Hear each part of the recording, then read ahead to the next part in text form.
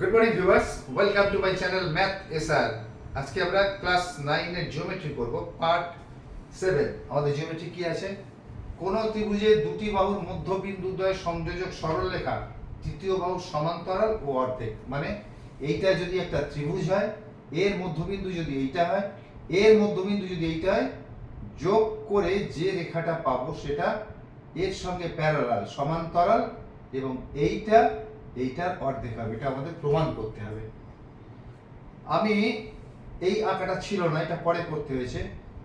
ED সরলরেখাটাকে এই পর্যন্ত এমনভাবে বর্ধিত করলাম যেন ED is equal to DF হয়। মানে এইটা মাপ নিয়ে এইটা বাড়িয়েছি, এটা ইজ ইকুয়াল টু এইটা করে বাড়িয়েছি এবং এফ বি যুক্ত করেছি।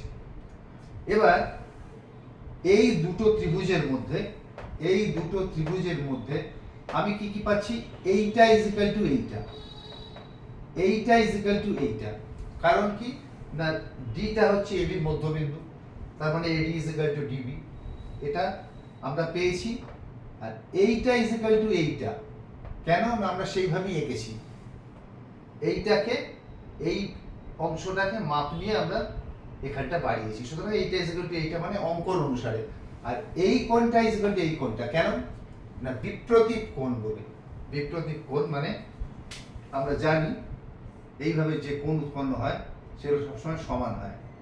এটার সঙ্গে এটা সমান, এটার সঙ্গে এটা সমান, এটাও তাই, এটার সাথে এটা সমান। অতএব এই ত্রিভুজ দুটো সর্বসম কি অনুসারে?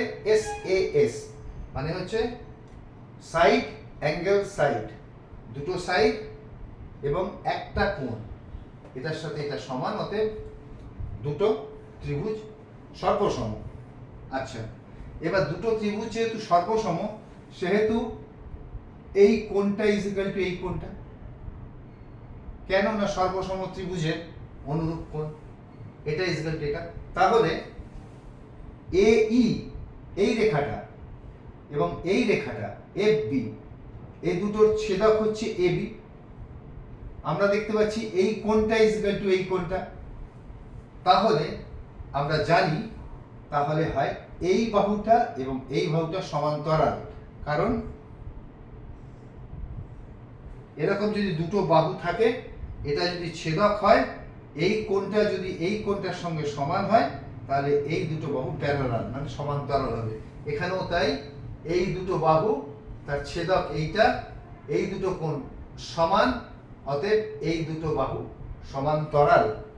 তাহলে আমরা এখানে দেখতে পাচ্ছি এই বাহুটা সমান্তরাল এই বাহুটা, আর এই বাহুটার সঙ্গে সমান্তরাল। কারণ এইটার এক্সটেনশন, এইটার এক্সটেনশনই হচ্ছে ইসি। তাহলে এই যদি এফ বির সঙ্গে সমান্তরাল হয়, তাহলে এফ বিও ইসির সঙ্গে সমান্তরাল হবে নিশ্চিতভাবে। আরেকটা জিনিস আমরা পাচ্ছি যে এই বাহুটা ইজ ইকুয়াল টু এই বাহুটা, কেন না এটা যেহেতু মধ্যবিন্দু, সেহেতু এই বাহুটা ইজ ইকুয়াল টু এই বাহুটা। আমরা কি জানি? আমরা জানি এই বাহুটা ইজ ইকুয়াল টু এই বাহুটা, অনুরূপ বাহু বলে, সর্বসম ত্রিভুজের অনুরূপ বাহু বলে সমান হয়। তাহলে এটা ইজ ইকুয়াল টু এটা। আবার দেখতে পাচ্ছি এইটা ইজ ইকুয়াল টু এইটা, তার মানেই হচ্ছে এইটা ইজ ইকুয়াল টু এইটা। তাহলে আমরা কি দেখতে পাচ্ছি না এফ বি, একবার আমি পাচ্ছি এফ বি সমান ইসি, আবার পাচ্ছি এফ বি সমান্তরাল ইসি। তাহলে আমরা কি জানি? যে চতুর্ভুজের বিপরীত বাহুদ্বয় সমান এবং সমান্তরাল তাকে সামান্তরিক বলে, এটা আমরা জানি। তাহলে এই চতুর্ভুজটা, এই দুটো বাহু সমান, এটা আমরা প্রমাণ করলাম।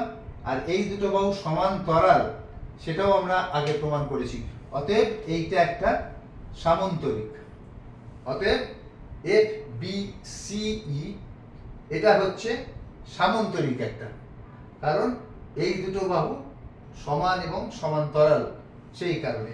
এখন এটা যদি একটা সামান্তরিক হয়, এবার আমরা পেয়ে গেলাম এটা সামান্তরিক।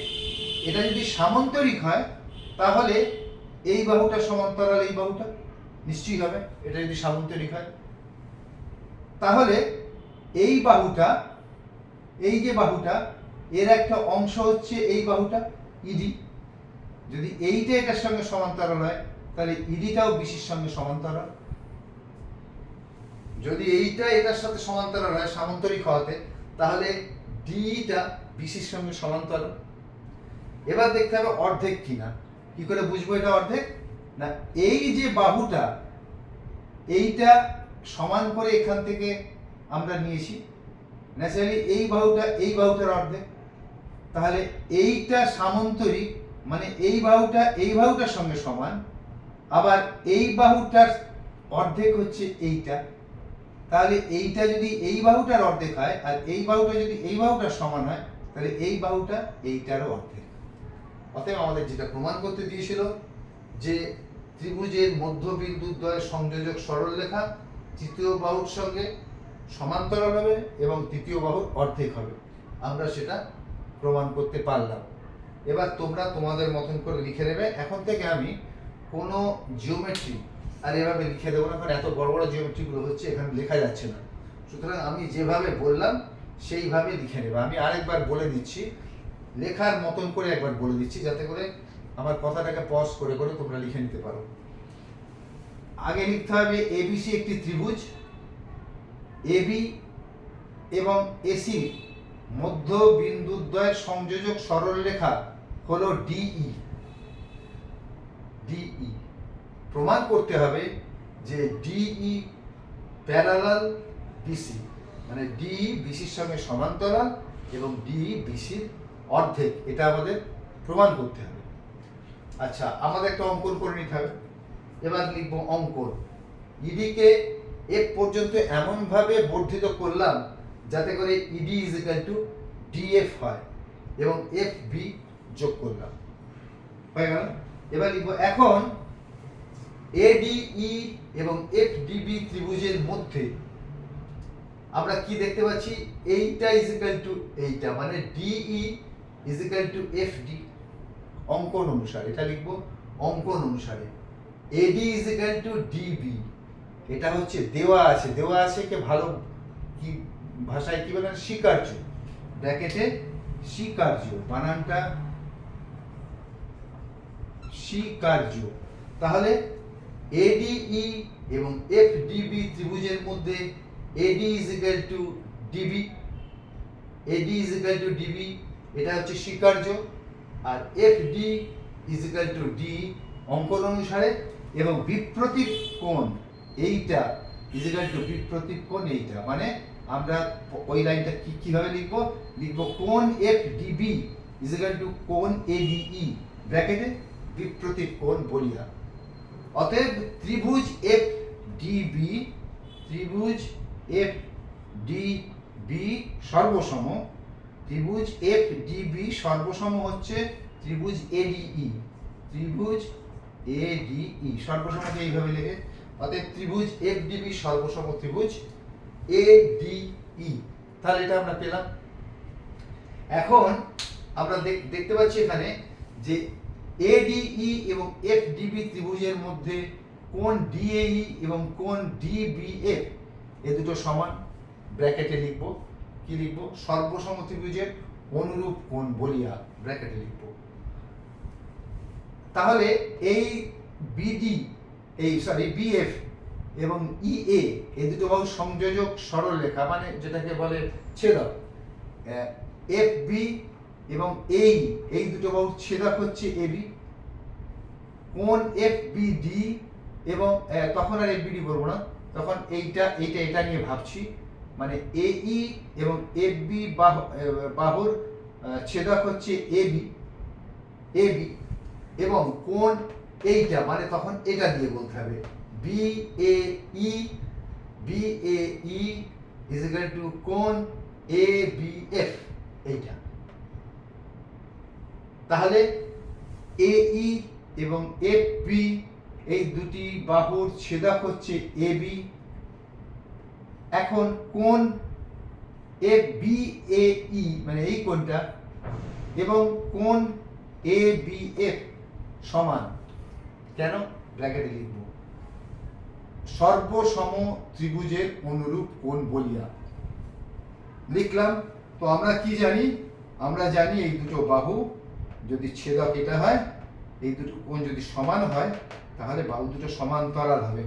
তাহলে আমরা এই লাইনটা লিখতে পারি, অতএব এ ই এবং এফ বি সমান্তরাল। এই যে এফ বি, এফ এ ই এবং এফ বি, এইখানটা এখন আমি বলবো, কারণ এইটা এই অংশটা নিয়ে লিখছি।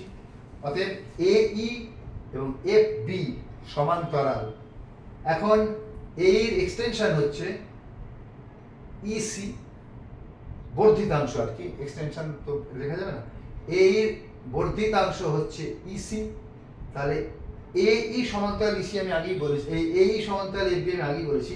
তাহলে এর বর্ধিতাংশ ইসি, ইসি এটাও এর সঙ্গে সমান্তরাল। আবার বলছি, এফ বি সমান্তরাল এই, কেন সেটা আগেই বলেছি। আবার এর বর্ধিতাংশ হচ্ছে ইসি, অতএব ইসি সমান্তরাল এফ বি। হয়ে গেল। আচ্ছা, এইবার আমরা কি কি পেলাম? এই যে চতুর্ভুজ, এই চতুর্ভুজটার মধ্যে আমরা পেলাম হচ্ছে এইটা, এইটা সমান্তরাল, এইটা এখন প্রমাণ করলাম। আর এইটা সমান এইটা আমরা আগেই পেয়েছি। কেন পেয়েছি না, এইটা যেহেতু এসির, এইটা এসির মধ্যবিন্দু ই, এসির মধ্যবিন্দু ই, অতএব কি, অতএব A E is equal to EC, A E is equal to EC. আমরা জানি F B is equal to A E, কারণ ওটাই কি বলে, সর্বসমত্রিভুজের অনুরূপ বাহু বলিয়া, বাহু বলিয়া। তাহলে এটা এটার মধ্যবিন্দু, আমরা এখন জানি এটা ইজ ইকুয়াল টু এটা, অতএব এইটা ইজ ইকুয়াল টু এইটা, মানে F B is equal to EC. আমি জায়গাটা আরেকবার বলে দিচ্ছি, এইটা সমান্তরাল, এটা আমরা আগেই প্রমাণ করেছি, একটু আগে ওটা বলে দিয়েছি। এখন এসির মধ্যবিন্দু ই হওয়াতে A E is equal to EC. আমরা জানি F B is equal to A, যেহেতু এই সর্বসমত্রিভুজের অনুরূপ বাহু অথবা সর্বসমত্রিভুজের অনুরূপ বাহু বলিয়া, এটা সমান এটা আগেই জানি। আর এই বাহুটা, এই বাহুটা, এই বাহুটার সঙ্গে সমান, কারণ হচ্ছে মানে A is equal to EC, কারণ এসির মধ্যবিন্দু ই, অতএব A is equal to EC, অতএব F B is equal to EC. ঠিক আছে, তাহলে ই এফ বি সি চতুর্ভুজটার F B is equal to EC এবং এফ বি সমান্তরাল ইসি, অতএব ই এফ বি সি এটি হলো একটি সামন্তরিক। সামন্তরিক। এবার সামন্তরিক পর্যন্ত যেই প্রমাণ হয়ে গেল, আমি তখন বলবো অতএব ই এফ সমান্তরাল বিসি, ই এফ সমান্তরাল বিসি এবং ই এফ সমান বিসি, কারণ সামন্তরিকের বিপরীত বাহুদ্বয় সমান এবং সমান্তরাল হয়। তাহলে এখন আমি বলতে পারবো, যেহেতু এটা সামন্তরিক প্রমাণ হয়ে গেল, আমি বলতে পারবো অতএব E F is equal to BC এবং ই এফ সমান্তরাল বিসি। এখন DE, DE F D extension মানে কি, বর্ধিতাংশ, এটার বর্ধিতাংশ হচ্ছে এইটা ডিই। অতএব আমরা কি পেলাম না, এফ ইটা এটার সঙ্গে সমান্তরাল, অতএব ডিটা ডি এফ এর বর্ধিতাংশ, অতএব ডি সমান্তরাল বিসি। এটা আমরা পেয়ে গেলাম। আরেকটা জিনিস পাচ্ছি, ডি হচ্ছে হাফ এফি, ডি হচ্ছে হাফ এফি। কেন না, অঙ্কন অনুসারে আমরা জানি, এরকম লিখব অঙ্কন অনুসারে, বা আমরা জানি DE is equal to DF, অতএব DE is equal to half FE. এখন FE is equal to BC, তাহলে এখন ডি, এখন এই ইডি হচ্ছে হাফ এফি, কারণ এটা মধ্যবিন্দু, এই কারণ অঙ্কন অনুসারে আমরা সেইভাবেই বাড়িয়েছি। তাহলে ইডি এটা হচ্ছে হাফ ইএফ। এখন এফ ই সমান বিসি, অতএব ইডি হাফ বিসি, কারণ ইডি যদি হাফ এফই হয়, এবং এপি যদি বিসির সঙ্গে সমান্তরাল হয় তাহলে D is equal to half BC. তাহলে আমাদের প্যারালাল আগেই প্রমাণ করেছি, এখন D is equal to half BC প্রমাণিত হয়ে গেল। ঠিক আছে, এটা তোমরা আমি যেভাবে বললাম সেইভাবে জায়গাগুলোকে লিখে নেবে। আমি 7 নম্বর পার্ট মানে 7 নম্বর উপপাদ্য ক্লাস 9-এর আমি খুব তাড়াতাড়ি নিয়ে আসছি। Till then, good by.